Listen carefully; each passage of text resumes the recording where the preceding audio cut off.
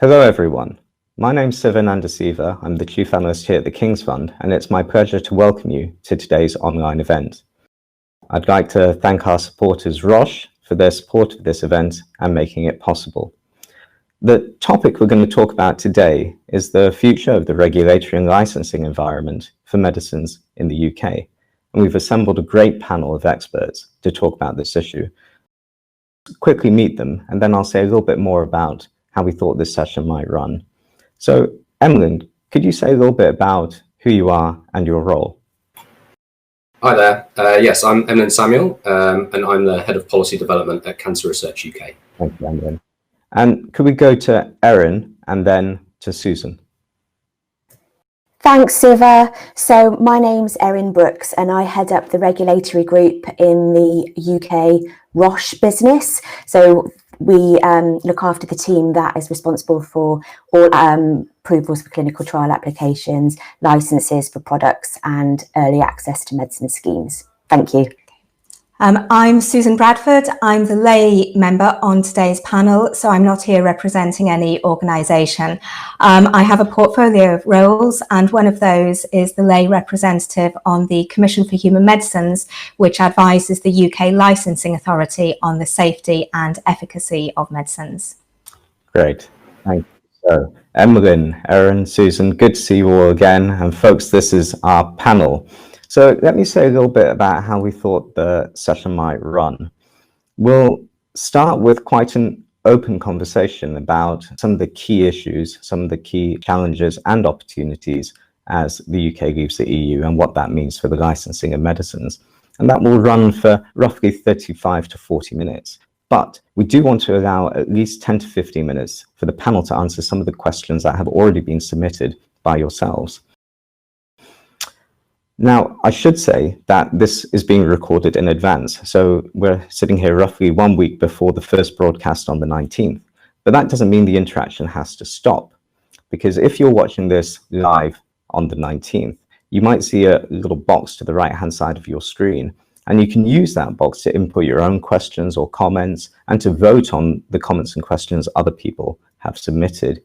And of course, you can also engage with the event over Twitter using the hashtag KFOnline. So we'll start with the open conversation, then a little bit of Q&A, and there'll be some time for wrap up at the end. If that's the format, let me return to the topic for a second. So for several years, the UK has been a key player in the work of the European Medicines Agency, the body that licenses medicines for use throughout the European Union. And of course, now the UK is in the process of leaving the EU, which will present some challenges, but also some opportunities that will affect how UK citizens receive access to innovative new medicines. And that's really what we're talking about today.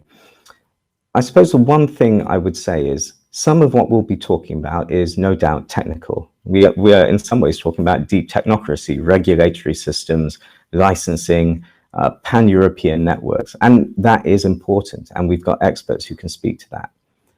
But fundamentally, what we're talking about is how decisions are made which affect whether you, whether me, whether the people we know will receive access in a timely way to innovative new medicines. So I think as we have these discussions, we will hold on to this technocracy element, but we'll also hold on to some of the more humane elements of the discussion all the way through. So I thought we might start, given there's so many players on the field and there's so many acronyms to explain, by asking Erin if you could just set out some of the landscape for us, for people who may have heard of the European Medicines Agency or the MHRA, but not really understand why they're important. Could you say who the big players around the licensing of medicines are, what role they play, to kick us off, please? Certainly, thanks, Siva. So you've mentioned already the European Medicines Agency, which was previously based in London and has subsequently moved to Amsterdam as a result of us leaving the European Union earlier this year. And essentially, the EMA is the body that's responsible for ensuring the quality, the safety and the efficacy of most products across the European Union. Now, they do that via a network. It's a regulatory network of experts across the European member states. So they draw on expertise, particular pockets of knowledge across the member states, and utilise that across Europe. So the MHRA, which is the UK's regulator, has been part of this European regulatory network. They've played a really key role in evaluating the quality, safety and efficacy of medicines across Europe. And this is the relationship that we're seeing is likely to change next year. Since we left the European Union, we've clearly been in a transition period. And during this transition period, the MHRA have gone from being at the forefront of decision making at a European level to being more passive. So they've had to rubber stamp decisions rather than being able to weigh in at a scientific level.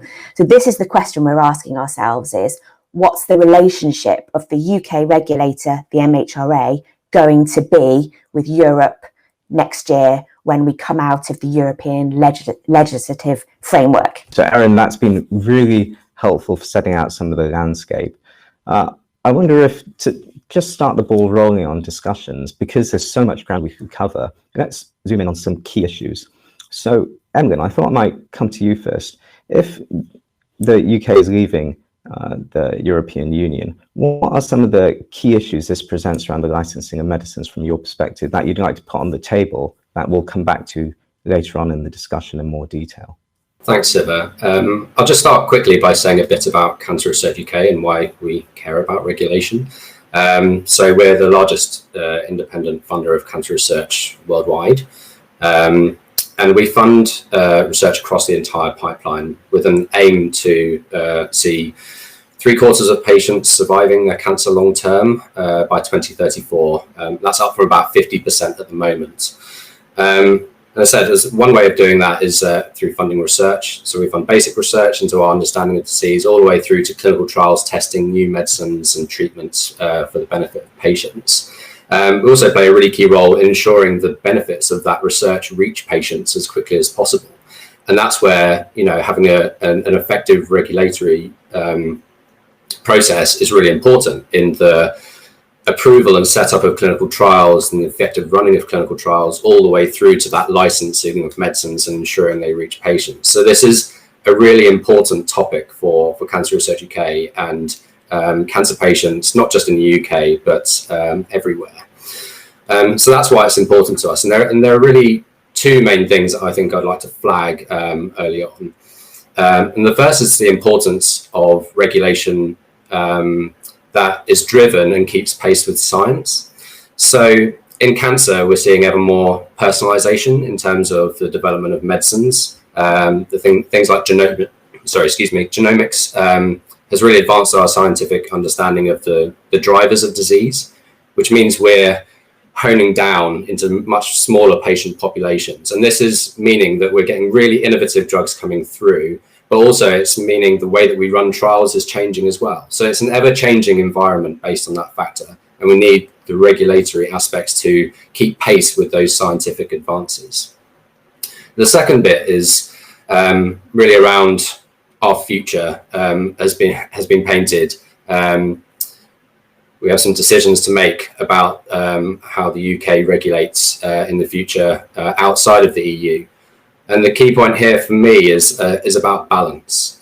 We've worked as part of this regulatory network, as Erin has mentioned, and we're now likely to become a sovereign regulator.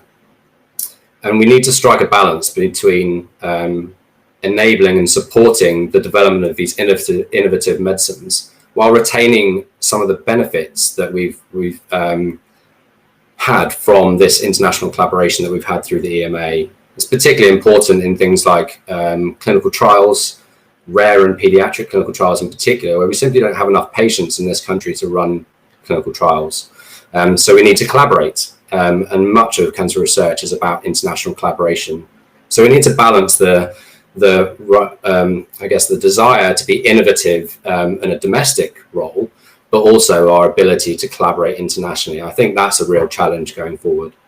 Thank you, Emlyn. That's really interesting. And I should have said, viewers, that at various points we'll be putting some polls through Slido. Again, you'll see them to the right-hand side of your screen. And certainly that second point that Emily has just raised about this balance between domestic focus and sovereignty and collaboration, and perhaps ceding some of that sovereignty in a very specific way, is one of the things we'll try and tease out your view on through a poll. So can I next move to Susan? And it's the same question. When we're talking about leaving the EU, what are some of the issues that presents to you immediately? A really key issue for patients when it comes to Brexit and leaving the EU is their access to medicines that they need. Safe and accessible medicines are a vital part of the healthcare system, and there has been significant concern amongst some patient groups that they may no longer be able to access medicines that are really important for their health due to things like border delays and supply chain issues. So that is an area that I think the UK authorities need to reassure patients on. And then a second issue, of course, relates to what's just been said about clinical trials. Will trials be run in the UK in the same way, the big international trials? And once medicines are licensed, for example, in Europe, will the pharmaceutical companies want to license them in the UK, given that it is relatively a very small market? So one of the key issues, I think, for the UK regulator is, whether they're going to go it alone or look at some mutual recognition arrangement with another body that is trusted elsewhere in the world.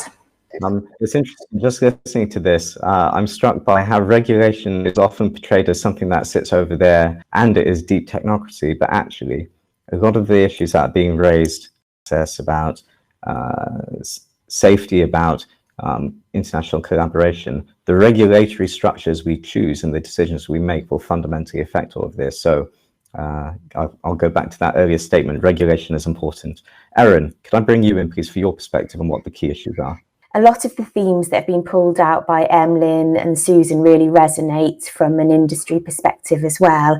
I think it's clear that there will be some divergence from the European system. We've seen that at a government level, that remaining aligned is not a priority in the transition negotiations. So as an industry, we're really now looking forward to try and work out creatively how we can make this work for UK patients, because we share the concerns that there is the risk that there's going to be increased supply chain complexity, increased complexity around launches, and particularly the comments around science and innovation outpacing the regulatory system that we have. These are things that we're trying to work on collaboratively with different stakeholders to come up with solutions which will actually turn these risks into opportunities. How can we create a system that keeps pace with this innovation? To Emlyn's point, how can we create a system which in some ways allows us to recognise more routine decisions that occur at a European level, but gives us the opportunity to work collaboratively with the regulator, with other stakeholders, to come up with bespoke solutions for very innovative products, or products where we've got a high area of unmet medical need or a specific UK patient population which needs that technology. So this is what we're turning our attention to, and we really think with ambition at a government level, but actually at a UK life sciences level, we can really make the UK continue to be an attractive place to do research, an attractive place to get products licensed.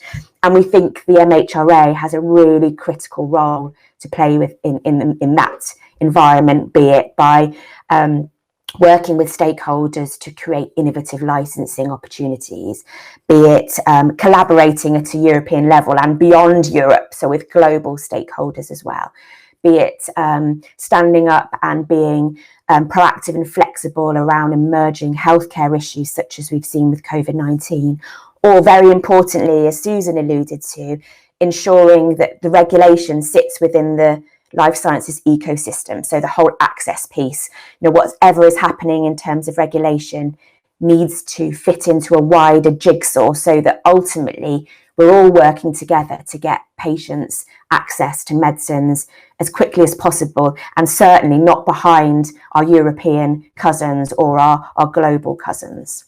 Thank you, Aaron. That was really interesting. And do you think that the review process, is that something that could be in play, that could be an issue that could improve, hopefully, as we leave the EU? So this is something that we have been, as a company and as a wider industry, we certainly can see opportunities for working with the MHRA to streamline the processes. We do think it would be foolhardy to do that across every single process, because actually there may be some scenarios in where piggybacking off a European decision is entirely the right thing to do for patients. But I think it's that flexibility, it's the ambition to first of all ensure that no patients are disadvantaged by not being in the European regulatory system, but then also stepping up and saying, so not only can we keep pace, but are there specific scenarios where it's the right thing for the patients to actually do things better, do things faster, do things differently. Great, thank you, Erin. That's really interesting. And I think we've got at least 7 or 8 meaty issues that we could talk about. First, why don't we talk about this issue of international collaboration, because several members of the panel have raised it. And Emlyn, I thought I might come to you because this ties into one of the poll questions. What are broadly the different types of relationship we could have with the European bodies? So we could be a sovereign decision maker on our own, we could follow the EMA. Could you just paint a few of these different scenarios? Yeah, I mean, I think you've kind of explained a few of them already. We could, so to speak, go it alone, become our own sovereign regulator, make all of our own decisions on everything, on all new medicines. I think what it looks like is at the other end of the spectrum would be, you know, some sort of bespoke agreement where we can remain part of the EMA's regulatory network. But I think there are some political red lines that mean that that isn't going to happen, such as being part of the single market.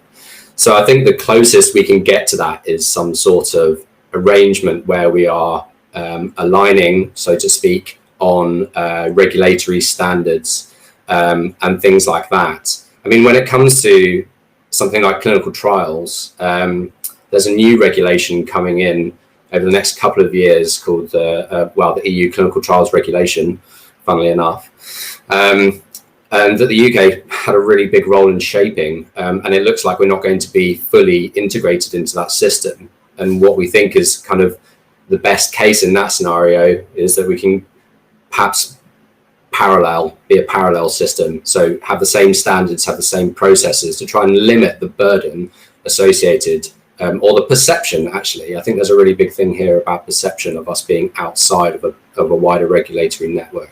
So I think those are the ranges that you can go completely from where we sit there on our own all the way through to kind of some broader alignment, either with the EMA, or there is this option of, you know, we could try to team up with the FDA or follow the FDA decisions, which is the US regulator.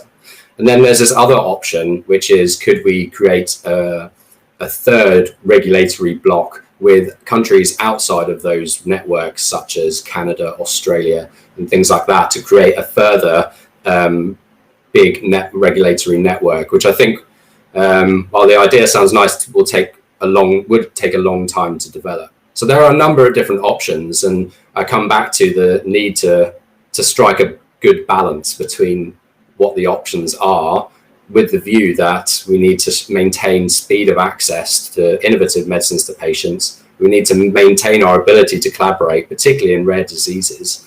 And these are some really fundamental aspects by which we should make some of these decisions. Thank you, Evelyn. And please do stay for a second, because I think that's really helpful to have those 3 or 4 options sketched out for the nature of the collaboration.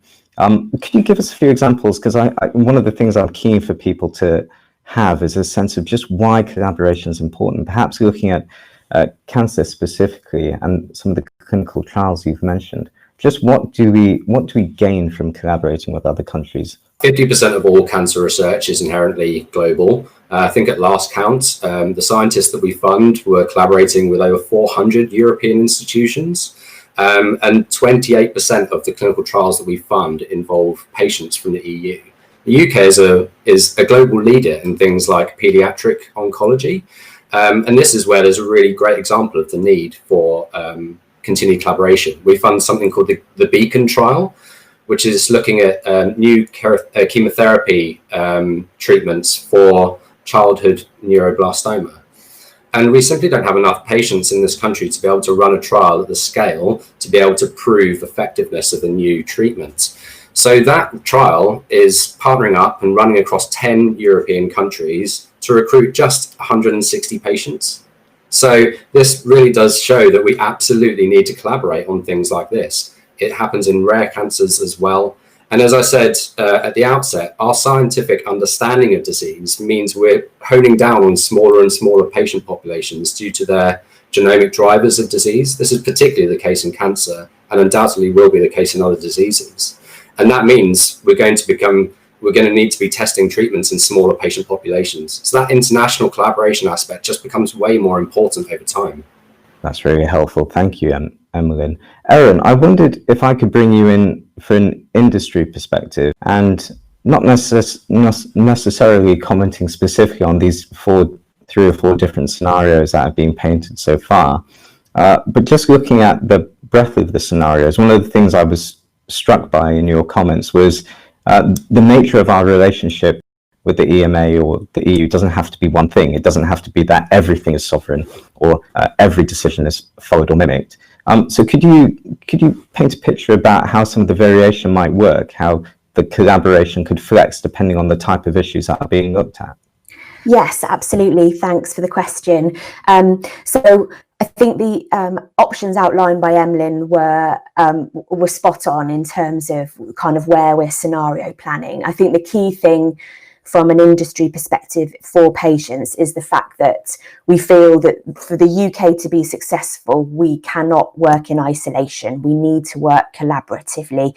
And just as Emmeline said, we would suggest that Europe will be very important partners, as will the US, as will other regulators around the globe. So really thinking laterally, and that might change depending on the molecule that we are talking about.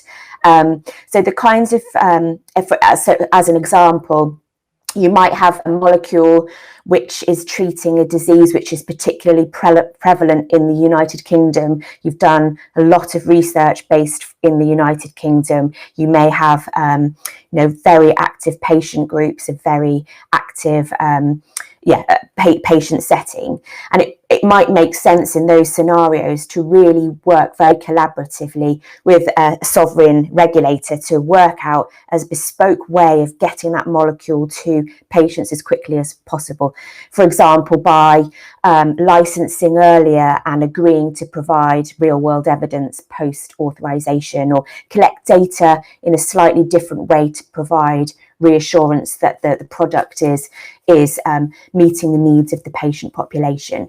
But you wouldn't necessarily want to do that in every scenario, because we work in a global environment, and in some scenarios it may be completely appropriate to collaborate with Australia, as Emmeline identified, or recognise a decision made by the FDA. So I think for us it's about looking at molecules on a case-by-case basis, understanding the clinical context, and really fitting what our patients need in this country, creating a strategy which is based around their needs. That's really helpful. Thank you, Erin.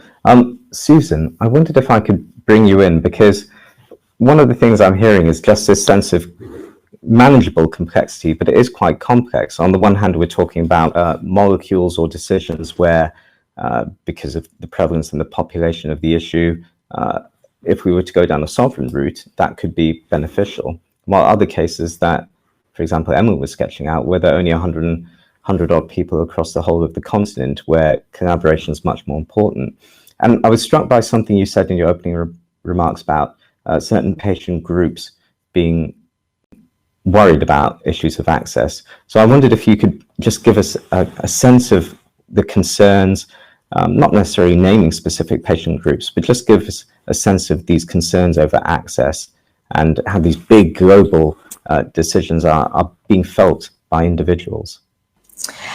Sure. So I think what I was referring to was access to currently available medicines, which is slightly different to will people be able to participate in trials. But I think that's a next sort of logical step, isn't it? You know, when people hear about trials going on for the condition that they suffer with, or you know, potential new medicine being looked at wherever for the condition that they have, they you know, would be absolutely devastated if, for whatever reason, they were to find out that that wasn't going to be available in the UK.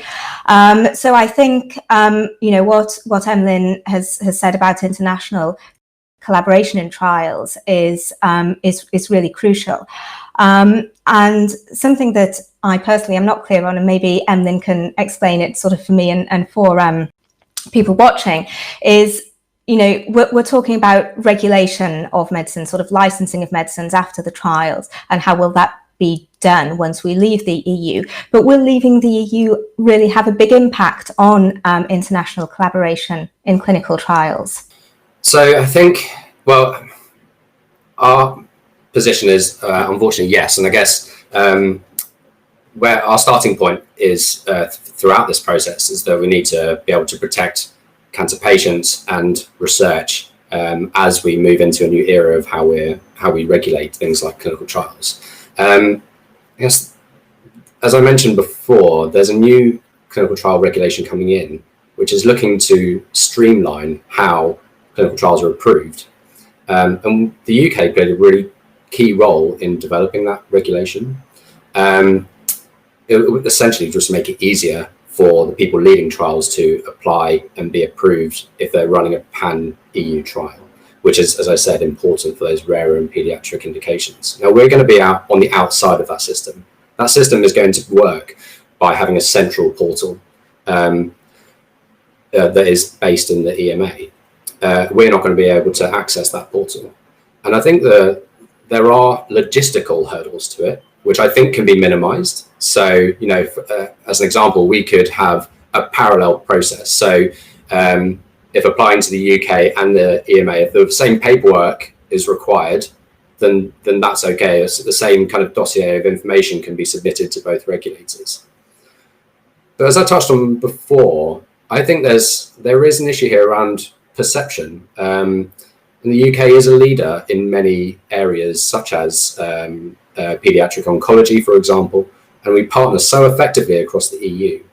And I just worry that with some of those logistical barriers that will undoubtedly be put in place because we're on the outside of that network, that there will be a perception that it's harder to collaborate with the UK on that basis.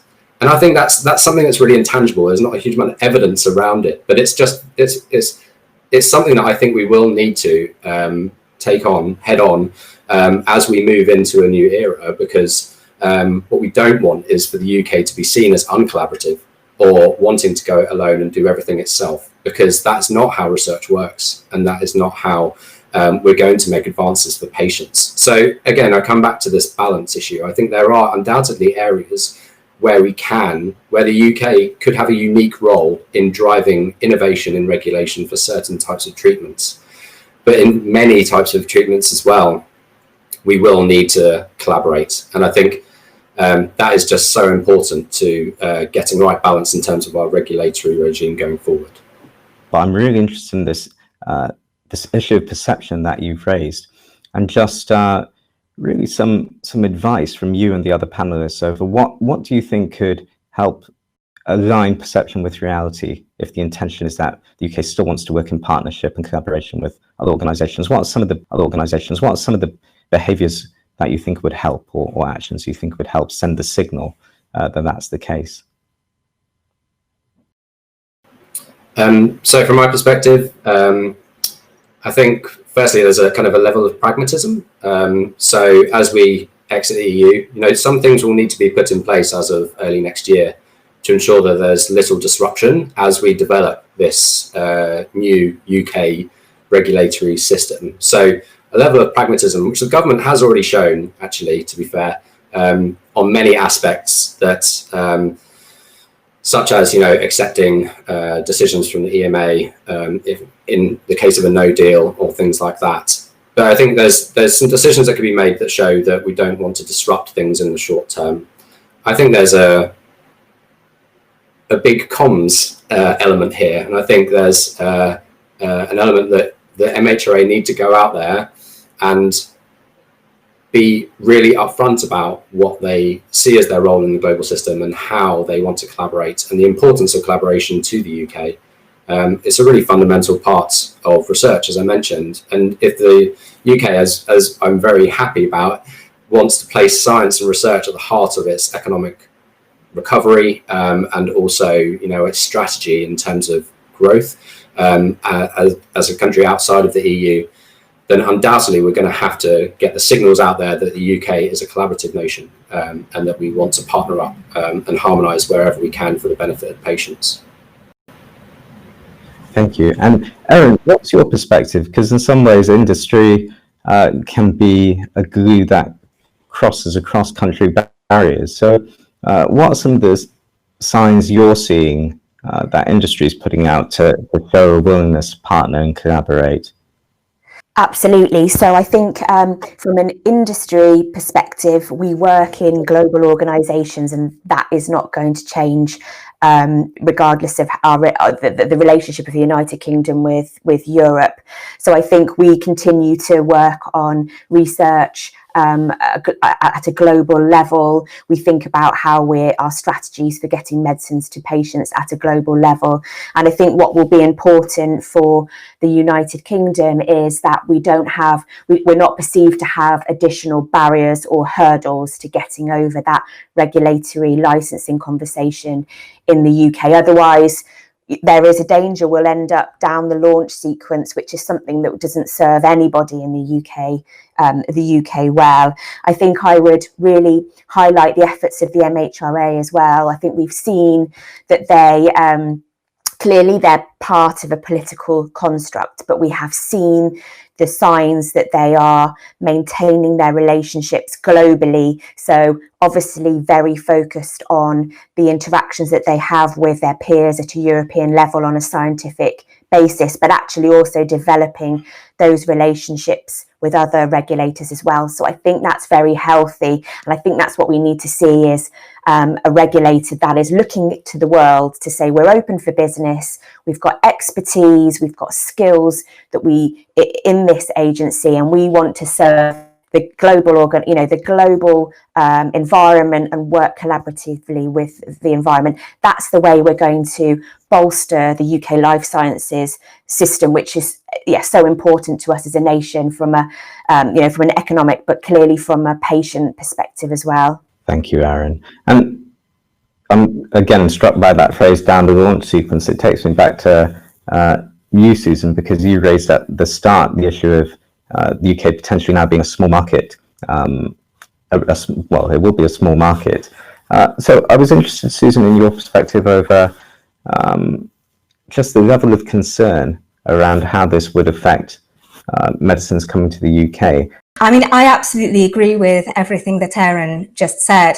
And I think communication by the MHRA, not only to sort of industry and the health service, but aimed directly at patients as well, getting out some of the, positive things that they're doing, that they plan to do to mitigate against any shortages, against patients not having the same access either to participate in trials or to medicines going forwards as a result of leaving the EU. I think it really, perception is really key, as Emlyn has said. So whatever the actual case may be, if people perceive it as being, worse, that's going to have a really negative impact. So I think positive communication by the MHRA particularly, but everybody involved in this is going to be really important. That's really interesting. This issue of communication is coming up frequently in different arenas, and I think there are people who could get all their news about access to medicines as the UK leaves the EU from newspapers and get a particular perspective on it. What are some of the things you've seen, Susan, that have really helped allay fears appropriately just because I'm really keen for people from the MHRA and other government bodies just to realise how important this effective communication is for all stakeholders, including patients especially.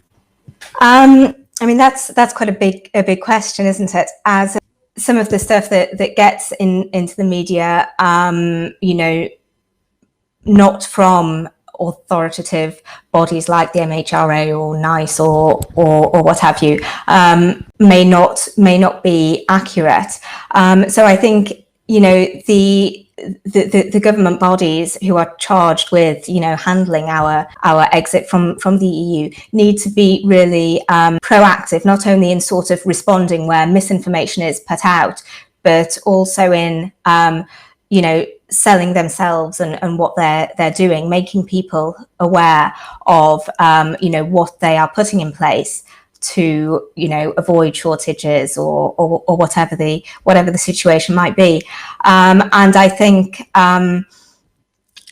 you know, historically the MHRA probably haven't been as good at that as they could have been. My understanding is that you know, they're really focusing now on improving communication with patients and the public. Certainly, you know, awareness of them and what they do has historically been very low, and that is something that they're working to improve. So yeah, absolutely, I really hope that they take this opportunity around EU exit to really put themselves out there more and say, you know, positively what they're doing, because, you know, they do a huge amount of great work that most people hear nothing about. Thank you, Susan. I think the sense of proactive and ongoing communication seems to be absolutely key compared to, and I think that you've helped hit the nail on the head for why myth busting is the wrong word, because it feels a very passive reactive process, which is not all what you've described as being effective. So I know it's another big topic, but I do just want to touch upon, again, an issue that several panelists raised about some of the logistical barriers that might affect the supply chain. Just because I know this will be such a topic of concern, where I think having an expert view will help. So I suppose it's an open question to the panel of, as the UK leaves the EU, what's your sense of the types of issues that would affect UK patients getting access to existing medicines, and what's your sense of the processes that are being put in place to mitigate these risks? Does anyone want to come in first? So I can come in, Siva, if that works for you. So as an industry, the logistics around supply chains is something that we're really focusing on. Clearly, we do not want a scenario ever where a patient cannot access a medicine or it's delayed because of our leaving the European Union.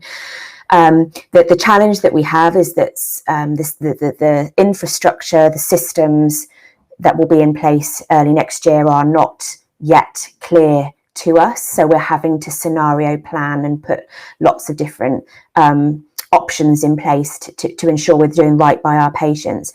I think one thing I would really highlight is around the Northern Ireland Protocol, which I'm sure you'll be familiar with, but this is where in order to retain a single market and freedom of movement of goods, we've got a protocol in Northern Ireland as part of the withdrawal agreement, where essentially a large amount of European legislation is still applicable in that jurisdiction. And this is presenting us with some challenges. And again, this is something that we are working collaboratively across industry, across the life sciences sector and with government to try and come up with solutions. We're not quite there yet, but we hope within the next couple of months that we will be. But that's one example, Siva, of something that we're really focusing on. Thank you, Erin. And Emmeline, I see you want to come in. Thank you. I mean, I think another of the issue here is actually it's about the broader outcome of our negotiations with the EU. So there's really concerns about whether there will be a deal or not. And if there is a deal, then you can imagine there will be a much smoother transition and therefore hopefully no disruption to any of those supply chain issues. However, a lot of preparation has gone into if there isn't a deal on the table. And that is where the real worry comes in. I guess a positive is that we've been here before. So in the run up to the end of March, last year, I think it was, I'm losing track of time, but a lot of preparation was gone into whether there was going to be a no deal, and the contingency planning that was put in place to ensure that there wasn't disruption for medicines. Now we're about to go through the same process now in the run up to whether there's going to be a deal come January. The challenge, I think, this time, so a lot has been learnt from that, which I think is a real positive. And I think clearly a huge amount of effort has been done by pharmaceutical industry, by the industry more broadly, and by government to ensure that they put all of these contingencies in place. So a lot has been learnt, I think, is a good thing to note. But there are complexities that weren't here when we did it before, such as it's going to be in winter, when we know that there are pressures on the NHS particularly, and on supply chains therefore. And also I think COVID-19 has had an implicating factor in supply chains as well. I'm no expert on that, but I would imagine it has put some more strain on the system globally as well for supply chains. So there are some added complexities, but I think we've learned a lot from the last process. And it really does come down to this bigger picture of whether we get a deal or not. Great, thank you, Emlyn. So we're about to move out of the open discussion to Q&A, but I just can't resist asking a COVID question, because in every conversation about health and social care, people talk about how COVID is defining a new normal, or providing a glimpse of doing things differently. I'm interested in the panel's reflections over how differently have things around the regulation and licensing of medicines worked during COVID, and to what extent do you think those can be held onto where there have been improvements in processes or streamlining or avoiding of duplication? The COVID-19 scenario has really allowed us to pressure test the way we do things and really explore new ways of working, both inside as an industry, but also when working with the MHRA and other stakeholders within the UK healthcare system, such as the NHS, Department of Health, etc. And so what I would really point to is the fact that we've seen the opportunity to have collaborative, open dialogues with all of those stakeholders. And I would particularly call out the MHRA's openness during this pandemic time to have conversations around getting clinical trials started really quickly, licensing new medicines in a very effective and efficient manner, and adding new indications to licenses that exist already. So we've really seen an opportunity for us to have dialogue where perhaps we don't have all the answers, but use the MHRA as a thought partner to really pressure test our strategies to come up with the best and optimal approaches.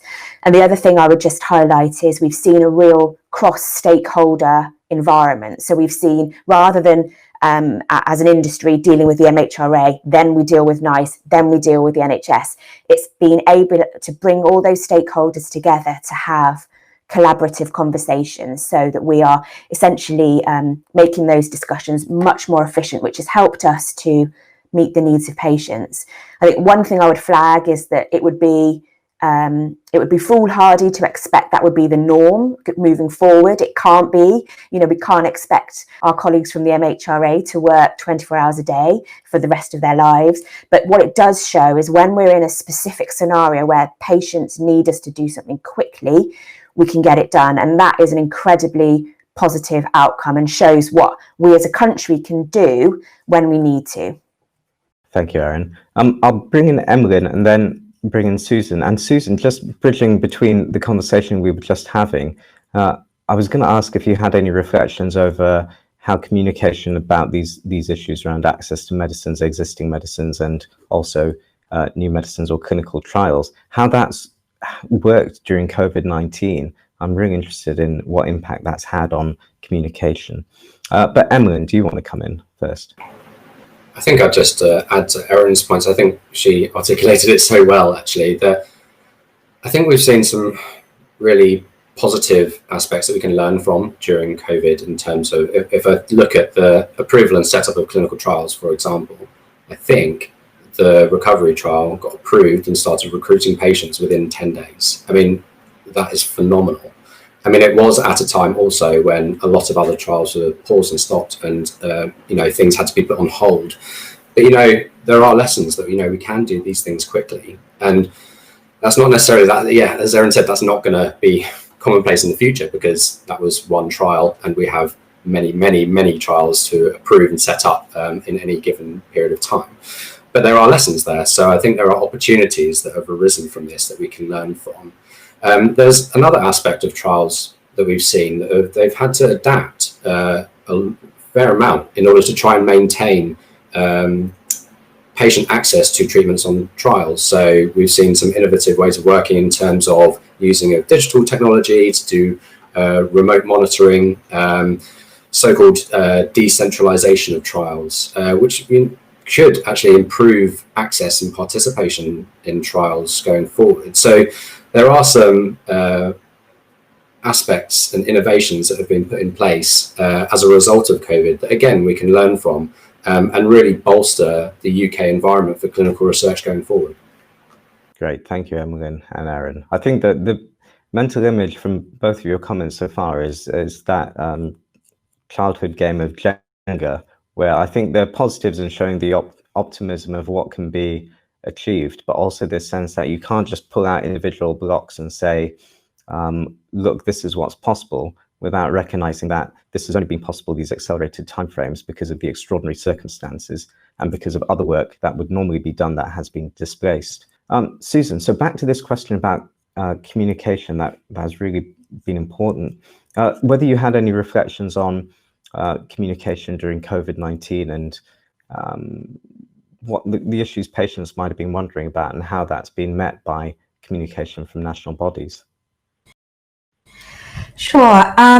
I have been on a group that has looked at some of the drugs being trialled, be it sort of new drugs, or looking perhaps more specifically at currently licensed medications, antivirals, and looking at the use of those for COVID.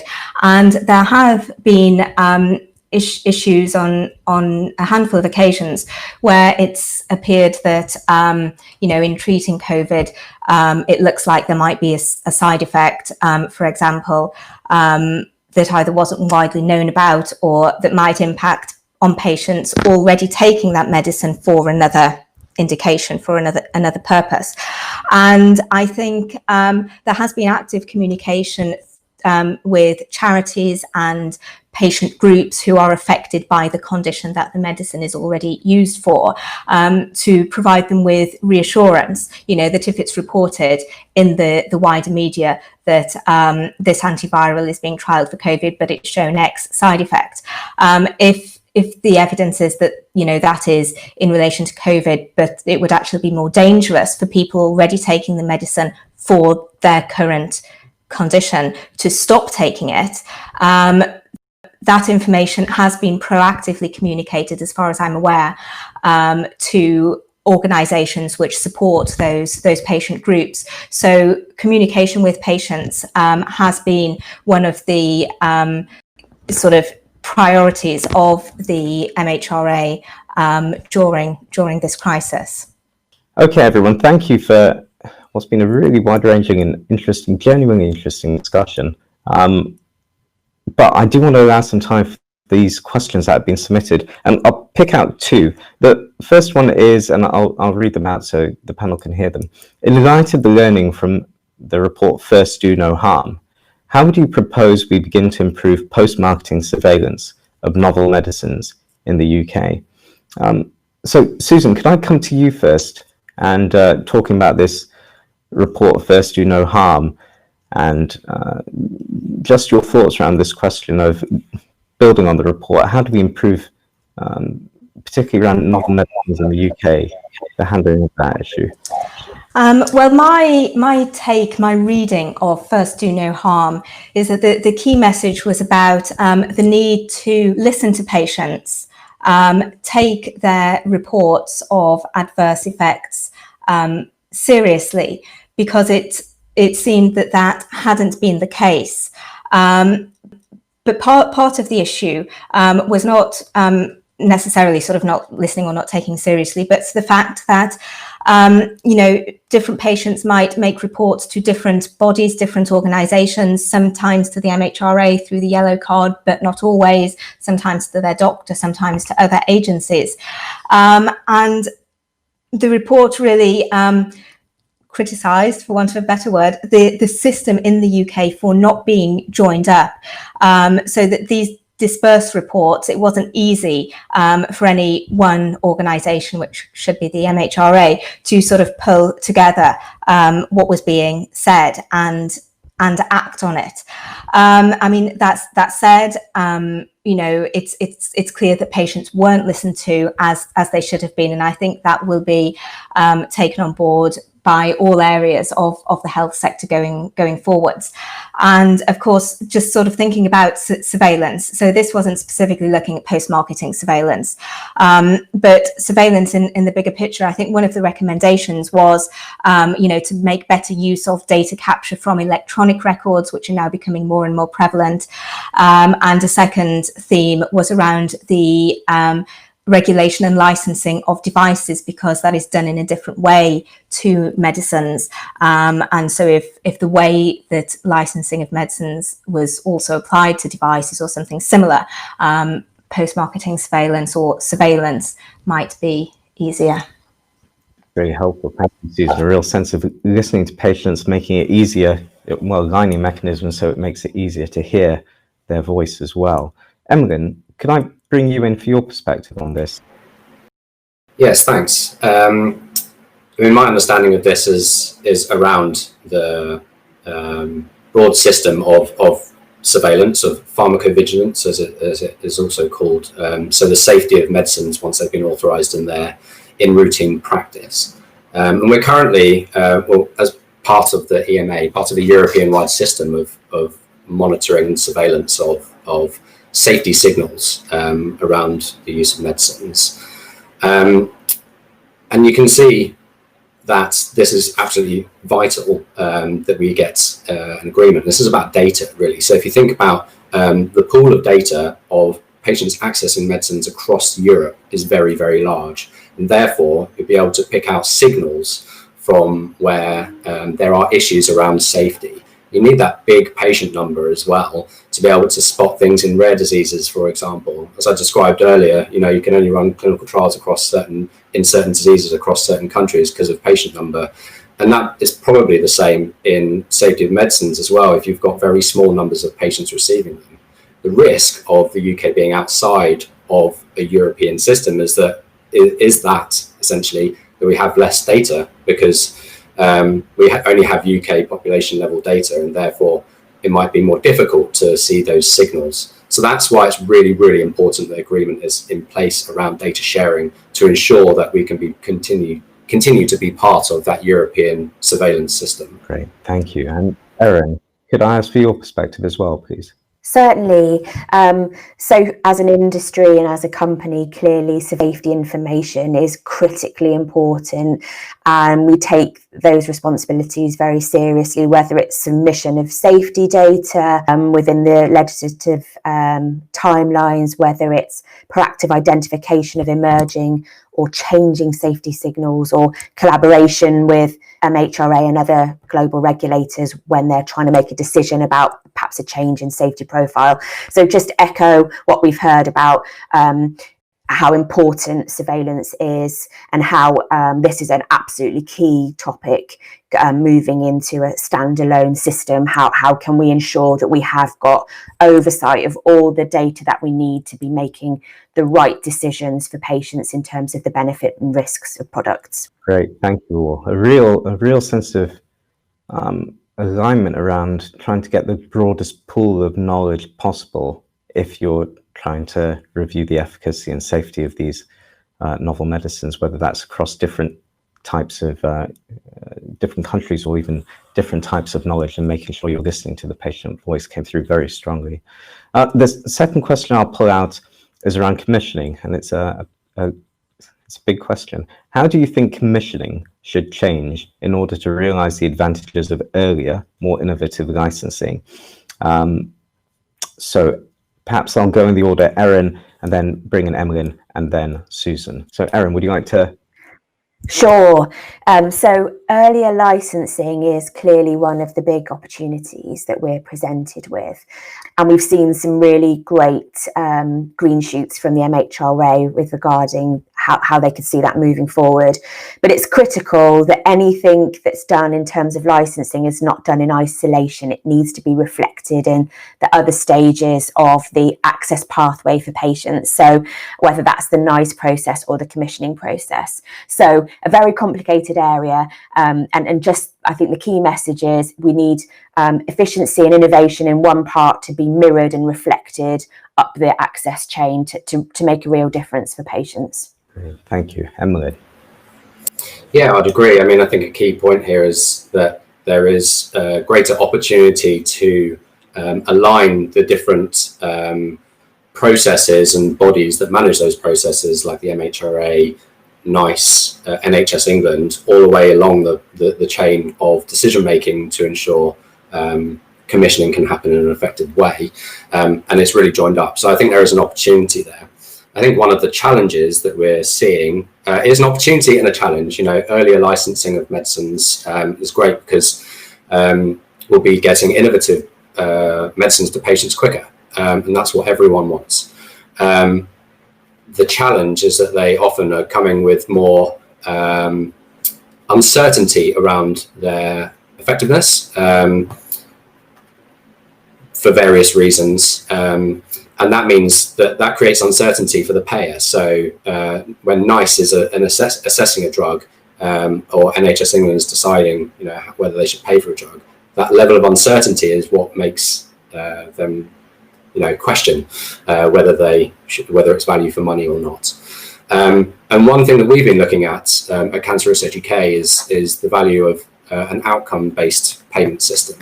We're already starting to see this in the NHS at the moment through things like the Cancer Drugs Fund. So this is a way in which cancer medicines are approved, but they're approved through a process in which more data, real-world data, is collected from patients accessing those medicines to inform a decision later down the line.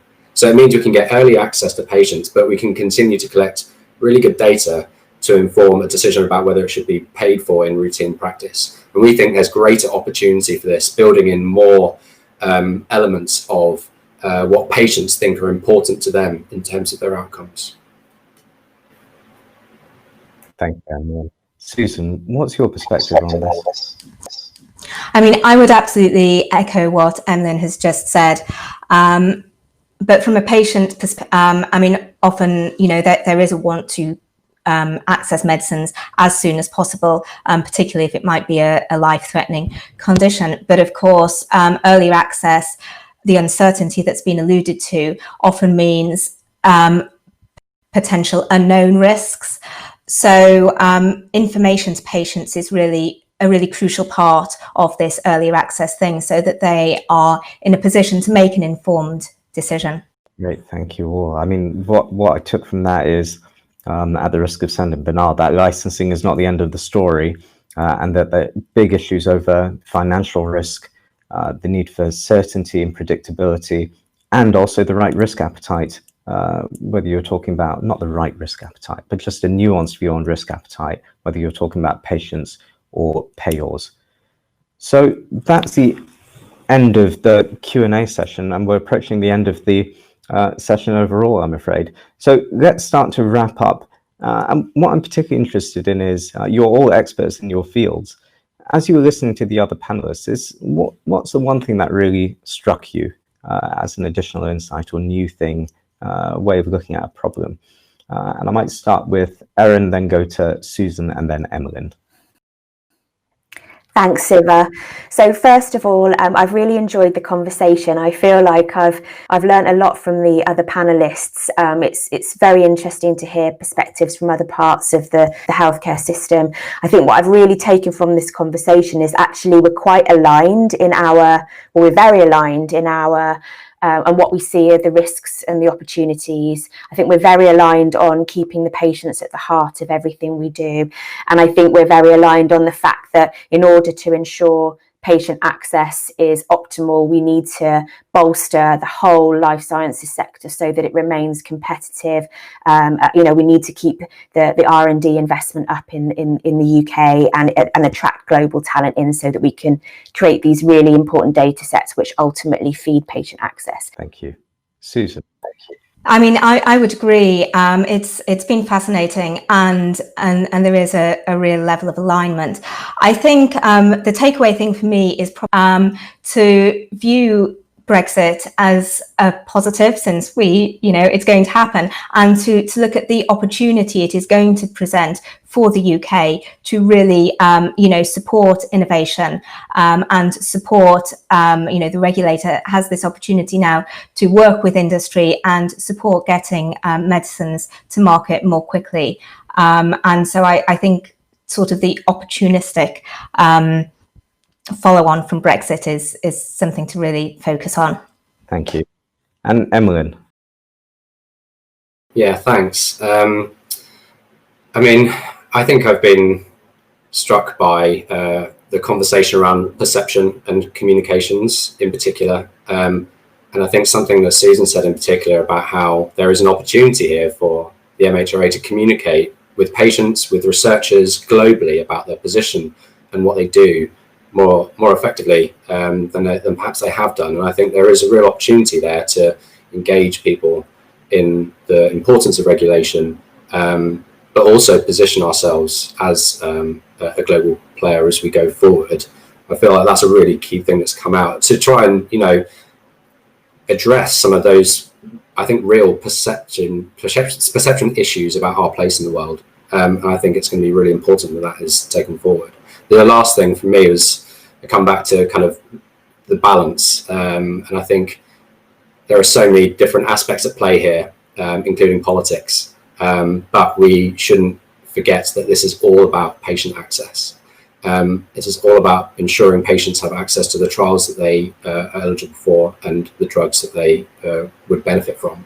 And that should be the driving force behind any decision making around that balance, whether it's the innovative, the balance between innovation and also that international collaboration aspect. Great, thank you all. And so just to finish, I think we've covered so much territory. Just sitting back and listening to you all, two of the themes that came through are the themes that you've actually already talked about, but just to re-emphasize them, one about partnership. And I think it would be obvious to just say, well, partnership's important. But I think what's come through really strongly is that partnership is not just one thing. We're talking about the benefits of partnership and collaboration for access to new, novel, innovative medicines, but also existing medicines, and also other issues like safety and monitoring the efficacy of medicines. And that can vary. The nature of our collaboration relationship can vary depending on the molecule, which I just find amazing. So there's incredible complexity, but this governing principle of partnering as much as possible, whatever the governance frameworks that rule over them.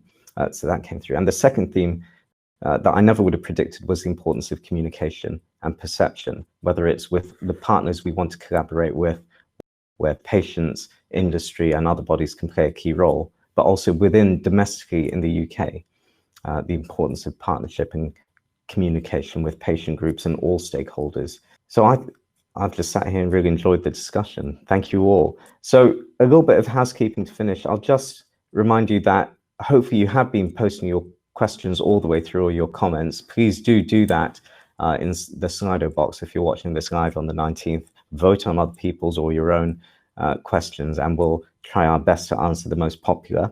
You can share this link once you've registered, so you can watch it on demand as often as you like, and share it with other people who might want to watch it if you think it's of interest to them. Please do pay attention to the resources that our panelists have put in place alongside what they've contributed today, and you'll see the resources tab again to the right-hand side of your screen.